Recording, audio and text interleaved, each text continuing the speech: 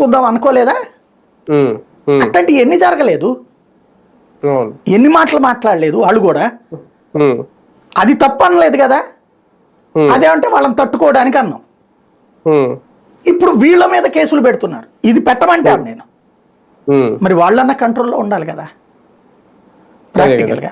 ఇక్కడ జరుగుతున్నటువంటి తతంగం ఏంటంటే, ఒక వర్గం ఏం చేసినా రైట్, అధికారంలో ఉన్నాడు కాదు అని తప్పు పట్టినా, లేదా అందులో తప్పు వెలికి తీసినా, లేదా తప్పుని చూపించినా ఎదురోళ్ళు తప్పుడోళ్ళు.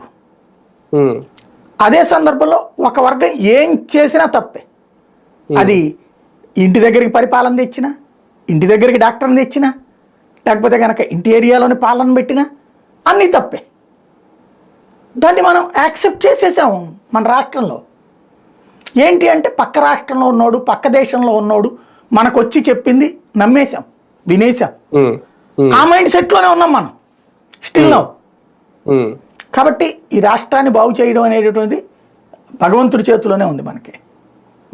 కానీ ఒకటి సార్, రాజ్యాంగబద్ధంగా ఈ వ్యాఖ్యలు కరెక్టేనా? వాస్తవానికి ప్రజాస్వామ్యంలో ప్రతిపక్షం ఉండాలి, అధికార పక్షం ఉండాలి, వీళ్ళు ప్రశ్నించాలి, వాళ్ళు సమాధానం చెప్పాలి, రెండు పక్షాలు కావాలి, ప్రజల తరపున కూడా ఒక పక్షం కావాలి. ఇప్పుడు కంప్లీట్ గా వెలేసినట్టు మాట్లాడడం, వైసీపీకి అసలు ఏమి చెయ్యొద్దు అని డైరెక్ట్ గా అధికారులకు ఆయన ఒక స్టేట్మెంట్ ఇచ్చేస్తున్నారు ముఖ్యమంత్రి హోదాలో, అది ఎంతవరకు కరెక్ట్? అదేం లేదు.